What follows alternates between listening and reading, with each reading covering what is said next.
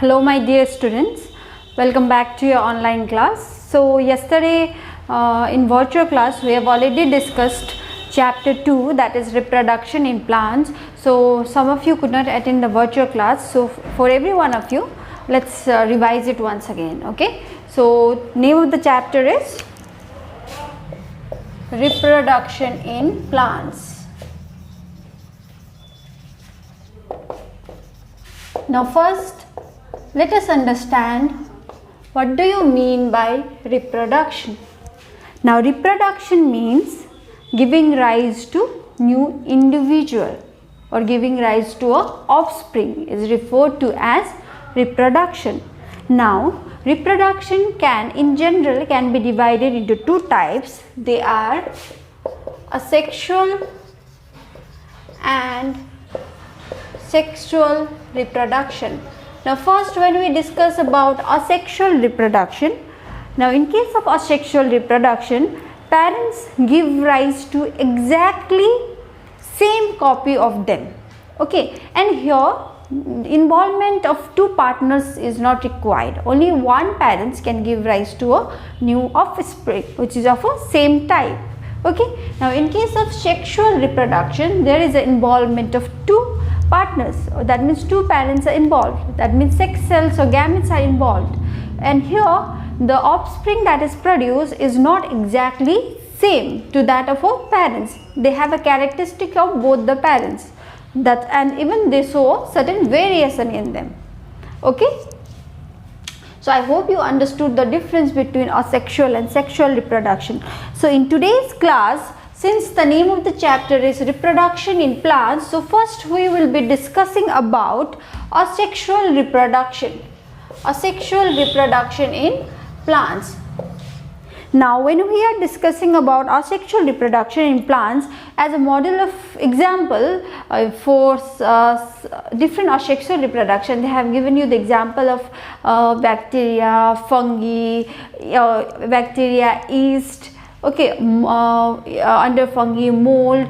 Now previously all the living organisms on the earth were divided into only two kingdoms, that is kingdom Plantae and kingdom Animalia.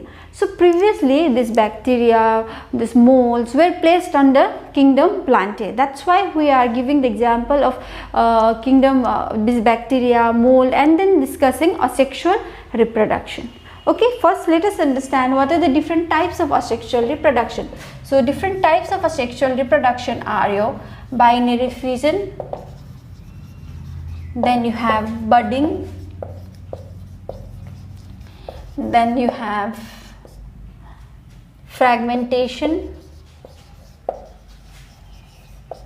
then you have spore formation, and even vegetative propagation can be included under asexual reproduction.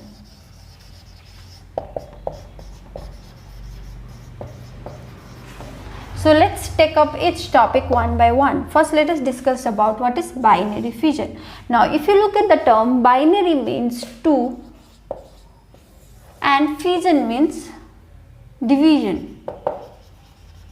So in case of binary fission, from one parent cell, two daughter cells are produced. Okay, so let us discuss in detail. Let us discuss in detail about binary fission by taking bacteria as an example. Okay. Now, if you look at the diagram that's given alongside, you will see that bacteria cell is given.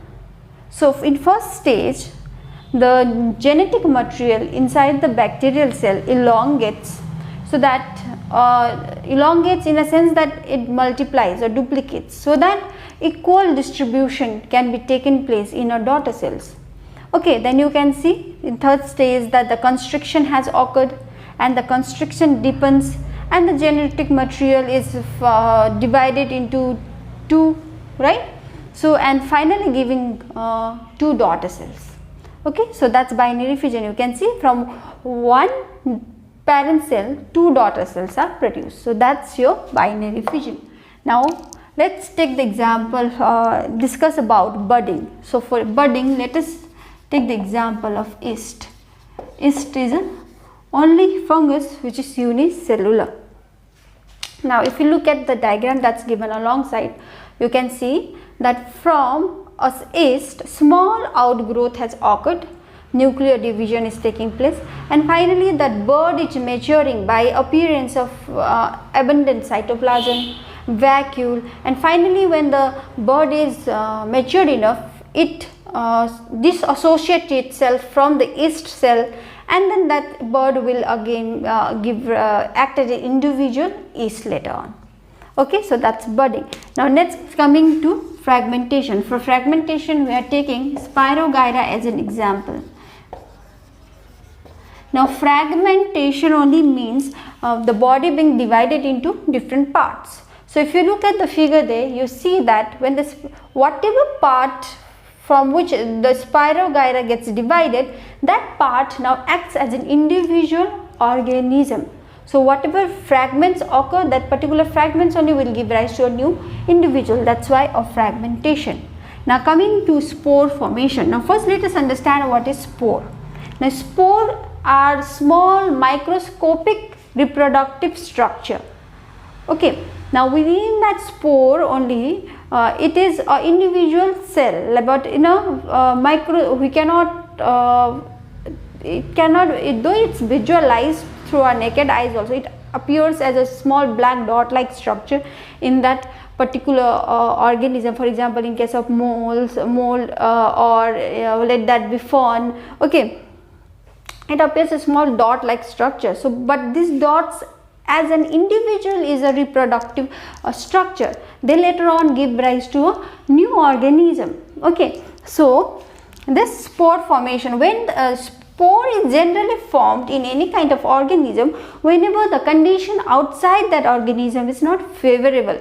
So once the condition becomes favorable, these spores burst out from the parent organism and later on give rise to a new organism. Okay, so spore formation, spores are present in mold, even in mushroom, and different types of ferns. All this give rise to a new being with the help of spore formation, especially when the conditions are unfavorable. Now moving on to vegetative propagation. Now first let us understand what is vegetative propagation. Okay, now for that let us take one example. In order to understand the vegetative propagation, let us take one example. We all love flowers, right? We like to see our home decorated with flowers. So which one is your favorite flower? For me, it's rose, right? So if I see in my neighbor's place, if there is a beautiful red rose or white rose or yellow rose at their place, and if I want that flower even at my home, then what will I do? I'll go and request that person to give me a stem. Okay, and I'll bring that stem, plant it in I'll provide root it into a proper soil full of nutrients, maybe a garden soil, properly water it, and after a few weeks I will be able to see small leaflets appearing in that stem, and later on that particular stem will only give rise to a new plant, and even I'll have those beautiful flowers at my home, right? So that's vegetative propagation. Vegetative propagation means using the different parts of a plant only you are giving rise to a new plant. So that's vegetative propagation. Now first let us discuss about the natural vegetative propagation, where we human beings have no role to perform. It happens naturally. Okay, so first the parts which undergo natural vegetative propagation are your underground stem. When you talk about underground stems, it can be of different types like bulbs, rhizome, comb, tuber. All this comes under underground stem. And if you take example of a bulb, onion. Okay, you all have seen onion, no? If you bring the onion from a market, and then even onion, though it's found under the root under the ground, but it's a modified stem. Here the function of a stem, other than keeping the plant erect, here the onion has a storage function. It stores food. That's why we eat it, right? So if you bring an onion from a market and keep it at your home for a few days, what can you see? You see small shoot, greenish shoot appearing from an onion. That means one onion is only giving rise to a new plant, right? So that's why using underground stem like onion, onion itself gives rise to a new offspring. Okay, now talking about the rhizome. Similarly with the ginger, you can see similar with the gingers have a bud outgrowth, small outgrowth appearing, and from that only it gives rise to a new ginger plant. Okay, corm, gladiolus, it's a flowering plant. So if gladiolus, they have a swollen stem. The stem is swollen and present underground. Now if you plant that swollen stem after the flowering season had got over, and next year even if you plant that flowering that swollen stem, again it will give rise to a new plant. Similarly with the potatoes,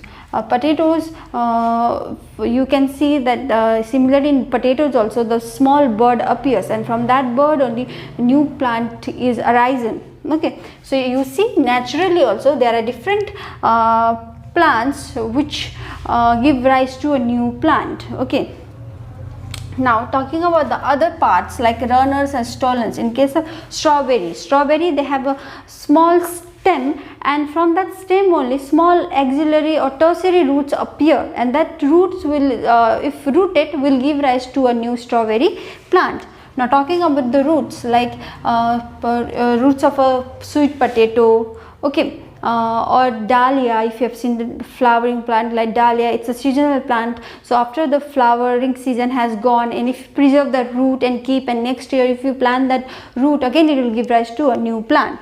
Okay, now talking about the leaves, bryophyllum is one of the common example through which the plants propagate using a leaf. So in its margin, leaf's margin, new baby plants itself occur, and that when the nutrients around are enough, that leaflets fall upon the soil, and from that leaflets only new plant arises. So plants propagate even using leaves. Okay, so as you can see here that using different parts of a plant like stem, runners, roots, leaves, it's giving rise to a new plant, but here it happens itself naturally. Okay, so that's why it is natural way of vegetative propagation, but there are artificial ways of vegetative propagation also, which we will be discussing. So what is about the artificial way of vegetative propagation in detail? First let us take grafting. So what is grafting? If you want different variety colored rows in within one plant, okay, so what do you do in that case? For example, if you want a red rose and a white rose within a same plant, okay, so in that case you can carry out this particular method called grafting. In this, what do you do is you take one rooted plant, okay, you take one rooted plant, okay, and the rooted plant that you are taking can also be termed as stalk, okay, and another variety, you take the stem of the another variety of that particular plant, okay, and then you chop off in the same manner so that you can align it like this.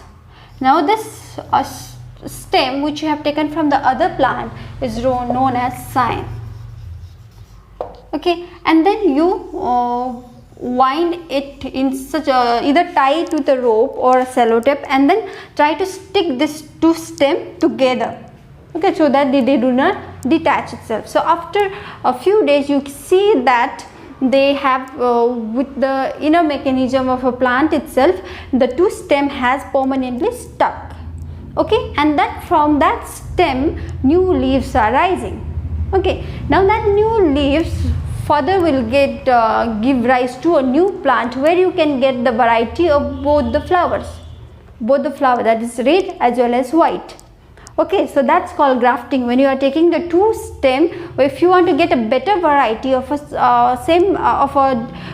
better variety of a plant, then in that case you take two different varieties and then combine it and get the characteristics of both the plant or both the varieties. So that's referred to as grafting.